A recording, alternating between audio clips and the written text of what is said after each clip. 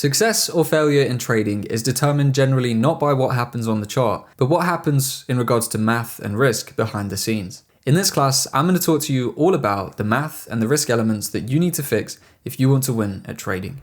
Okay, so welcome back to Why You're Not Winning. We've covered the technical mistakes costing you consistency in video 1. Now it's time to look at the risk principles that every losing trader ignores. This is all about the math behind successful trading and the fundamental information you need to understand to achieve lasting consistency. This is incredibly important because you can be the best technical or macro analyst in the world and still lose money if you don't have the math right. So the first big math and risk-based pillar is positive expectancy. So when you sit down at the charts each day, what is your goal? Is it to walk away at the end of the day with a profit? Because most traders are here to win today, which seems like a good goal. Making money today, if you can do that every day, is a profitable life, right? But no, it's short-sighted because making your goal profiting today causes you to make bad decisions, which will likely result in you closing the day or the week with a loss. It creates problems like taking trades outside of your plan, taking too many trades and low-quality trades, and risking too much of your account. Now it might work today. Maybe you close the day with a couple $100 in profit, but it's a negative EV approach long term. EV is expected value. So if you're trading in a negative EV way, you are taking actions that, if repeated consistently, have negative outcomes. Trading in a positive EV way means you're taking actions that, if repeated consistently, will have a positive outcome. You have to think about your negative EV trading as spinning a roulette wheel. If you went to the casino every day with the goal of making some money on a roulette table, it might work today, it might work tomorrow, but eventually you will lose everything because you're only a small streak of losses away from throwing away everything you've achieved. So we need to scrap this negative EV mindset. We need to get away from this roulette style approach and we need to build positive expectancy into our trading. Now this is how most traders approach the markets. You start the day. You take a trade, you take another trade, you take another trade.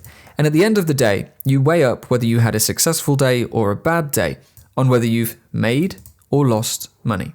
If you've won, you think that's a good day. If you lost, you think that's a bad day, which causes you to associate losses with failure and wins with success. Now this is a negative expected value way to trade because there's no system here that encourages long-term success. There is just gambling and then judging yourself on the outcome of the day, which makes no sense due to the unpredictability of the markets. Now, what we need to do is get you trading in a positive EV way. So you want to start the day and judge yourself on whether you followed your system. If you followed your system, the profit or loss outcome at the end of an individual day does not matter. You have had a good day. This is positive EV. And the reason for that is your system will create results over the long term. It doesn't matter if you lost today, won today, or stayed flat and didn't execute any trades.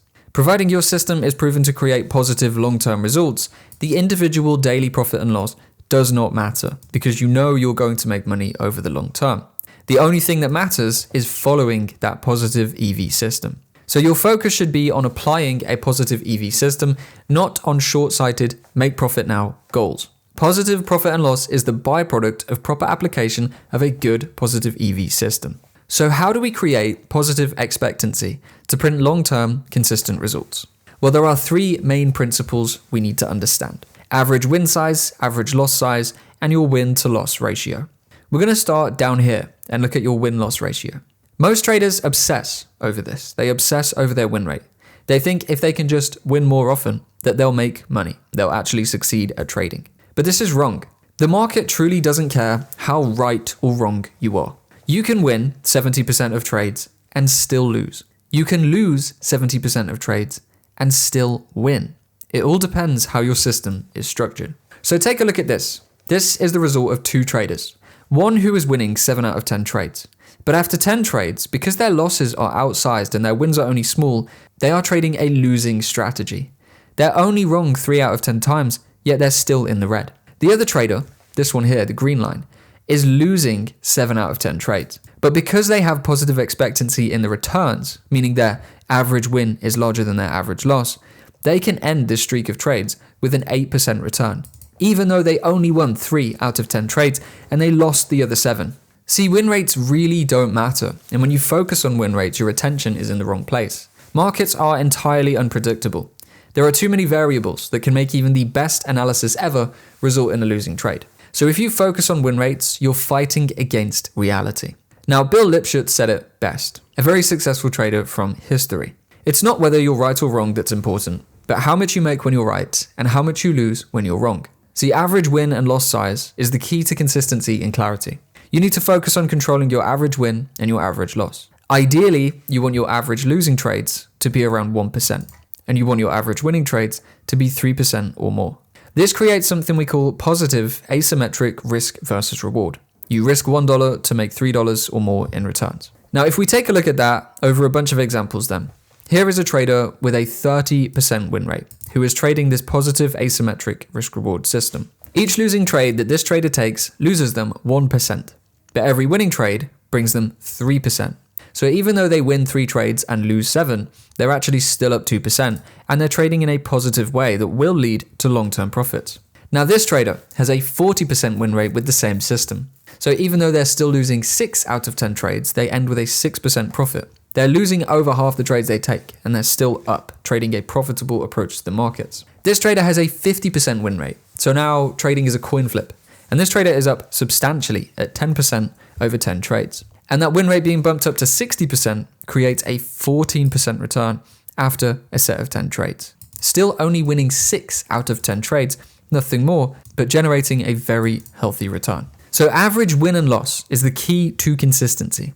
You don't need to worry about win rates. You need to build a strategy that costs 1% when you lose and returns 3% or more when you win. And then you have a machine that prints positive performance even when you lose 7 out of 10 trades. And if you can get that win rate up in time, which you should realistically be able to optimize towards 50-60% win rates, then the higher the returns you can achieve. So your first action step is to stop worrying about being right all the time and making money today, and instead focus on reshaping your system for positive asymmetric risk versus reward so that you can essentially turn trading into a coin flip and coin flip the market to win long term. Okay, that's the first math and risk-based pillar. The second that you need to understand is variance. So even when you do have a positive expectancy system, it's not going to feel like it's working all the time, even if it is. You're still going to have losing streaks. I mean, you just saw you could lose 7 of 10 trades and you'd still be okay. But it will make you question everything. And that's where most traders blow it. They don't understand variance and they can't stick through the losing streaks, even if they have a system that they know will win. So variance is the idea that you can do everything right and still lose, and you can do everything wrong and still win, but only in the short term. It can't stay this way forever.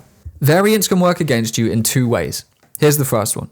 Weak system variance. So you can have a very weak trading strategy, a system that is completely unoptimized and runs with a negative expectancy. But when you first start trading it, it may perform well. You might have that look of a winning streak, but eventually it's all going to come crashing down. So you can't be fooled by short-term performance like most people are when they trade in a gambling manner. You gamble a trade and it wins. You gamble another trade and it wins. You gamble the third one and everything blows up. But your mind is attached to the 2 winners you took, so you lead straight back into it and continue to trade against the odds in a system that's never going to make you win. Now, strong system variance is even more dangerous. This, kind of like what we covered in the first episode around the perpetual rebuild loop, is where you have a system that is realistically a good system, but because it starts off with a losing streak, you give up on it before it has time to show you the true performance, which throws you off this strategy and you end up going back to your terrible gambling, which is guaranteed to eventually lead you back into loss. So because markets are unpredictable and can act irrationally, you can do the right thing and the market will work against you in the short term. And you can be fooled into trading in a negative EV way by the short-term results of today. You learn a new system, but you jump ship too fast before it's had time to show its true performance, and you go back to gambling, and because it wins today, you keep doing it, even though you know deep down that it's guaranteed to fail. So how do we beat variance? Well, we do this by anchoring ourselves to processes, not outcomes. You can't eliminate variance, you can only outlast it. The trader who wins isn't the one who avoids drawdown, it's the one who can keep safely executing through it. So we're going to look at some system performance through Monte Carlo simulations. What you can see here is a chart, and basically you input data and then run a simulation and it will show you the performance over a batch of trades. So this is a trader with a 50% win rate trading 1 to 3 risk to reward. So they're risking $1 to make $3 or more, as we said we should do to create positive expectancy. This sample runs over 10 trades. And as you can see, if you'd taken 10 trades with this system, which we know is profitable, you wouldn't be very confident about it, right? You see that it starts off, makes a small run up, but then we end up sinking back into loss. And after 10 trades, you haven't really made any ground. Now 10 trades is about the point that traders start giving up on a trading strategy and jumping to YouTube to find the new shiny object. Take a look at this one. This one's even worse. You start the system, and 10 trades in, all you've actually managed to do is lose 7%. This looks like a surefire losing system if you give up at point number 10, right? However, let's extend this over 100 trades. Well, now you can see, although we start with a small amount of drawdown, this is a hyper profitable system. And after 100 trades, this trader would be up over $80,000 or 80% return on this account. So what does this show us? This shows us that variance is very real. And just because you started a system and it didn't perform too well on its first week or its first few days, doesn't mean that it isn't a system that could have actually led you to massive profitability. Now this highlights the importance that I covered in video 1 of setting yourself to one simple strategy and then not deviating from it, because downswings are normal. If you start with one out of bad luck or out of lack of optimization, it doesn't mean that you're not sitting on an absolute goldmine. So how do you safely execute through drawdown to weather variance and come out on top? Well, there's a few ways we do this. We build a trading system with logical technical concepts built in. We trade with positive risk to reward ratios, and we build in that rules-based if this then that strategy. When we do this, we can focus on process over outcome. We want to focus all of our attention on applying this system in as close to a perfect manner as we physically can. And when we do that, the P&L is a byproduct. So you need a strategy that works long term, you need a risk plan to create positive expectancy, and you need to keep losses small. I suggest 1% or less. 1% is a pretty good baseline. If you have these things, you can weather any variance because you won't take big hits on losing streaks and you'll be able to quickly come back from them if you follow your positive expectancy system. And if you're trading a new strategy and you don't have that data yet, just simply give it time. When you trade a new strategy, you shouldn't be trading it with big money. You should be testing it and being patient with it with very low or little or no risk. You may find it's a strong system and the losing streak you started with was just a short-term run of bad variance. And sure, if you trade it for 30 trades and it's still doing terribly, you understand it's probably not the system you should focus on, but you've probably given up on many hyper-profitable systems before they had time to show their true results. So your second action step is to stop judging your success by short-term performance. Your job is not to win today. It's to execute flawlessly across 100 trades and let the positive P&L print out of the probabilities. So track process-based metrics. Did I follow my plan? Did I size correctly? Did I take every valid setup? And focus on these, not the direct making money today. Variance will correct itself in your favor over time if you continue to apply a good system well. Okay, and now point number 3, risk exposure. Now you could have the best strategy in the world, you can account for risk to reward, and you can be ready to face variance. But if your risk exposure is broken, you're only one wrong move away from losing it all. So there are 3 core elements to risk exposure that we're going to cover: individual trade risk, correlated risk, and time-based exposure. First, we'll start with individual trade risk. Now, I just told you we should really be looking at risking 1%. Our average loss should sit around there. Why do we go with 1%? Well, that's because it minimizes downside without completely destroying the upside. If we have a sequence of 4 consecutive losses, which can happen and will happen to you, if you're risking only 1%, you're down only 4% in total. This is really not that bad, very, very easy to get back from, and quite easy on your psychology as well. A 4% drawdown is really not much. But if you jump your risk per trade to 2% to try and double your profits, well, a lot of people forget they're also doubling their losses. An 8% drawdown after only 4 trades is pretty stressful, and this is also going to be twice as difficult to get back from. And if you're risking anything like 3% or more, I'm going to start by saying you're a maniac, but you're also going to be running a 12% loss after only 4 losing trades. This is a horrible loss to try and get back from. So if we keep risk down to 1%, we have small drawdowns that can be easily weathered, and it also is good on our psychology. Looking at your account and seeing 12% of it missing after only a few trades is really not a good situation to be in. And the problems this create, well, the deeper you go into drawdown, the weaker your mental state becomes. You become more prone to making big mistakes, which is the true account killer. Minus 4% is a lot easier to stomach than minus 12%. And looking at the minus 12% and thinking, I need to make this back, is what causes the minus 100% blow-ups. The second problem is that, of course, losses are non-linear and they do compound against you.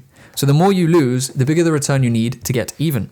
For example, if you lose 8%, you only need 8.7% to get even. It's not that bad. But if you lose 24%, you're now only operating with 76% of your starting balance. So just to get back up to where you were, you need a 31.6% gain just to get even. And if you lose 40%, well, you've lost a significant portion of your account. If you were trading $100,000, it would now be $60,000, meaning you would need a 66.7% return on that $60,000 just to get back to your even point. So losses compound against you. They don't just hurt, they bend the math against you. So that's individual trade risk. Very, very simply, just risk 1% per trade. Now let's take a look at correlated risk. So what is correlated risk and what is the problem? Well, traders will unknowingly stack heavy risk against themselves at the same time by not understanding correlated risk, which opens the doors to major downside. So what do all these pairs have in common? Well, they all include the US dollar. If you were to buy Euro USD, GBP USD and NZD USD, and you were to sell USD CAD and USD JPY, this looks like 5 separate trades, but in reality it's actually just one bet that the US dollar is going to go down.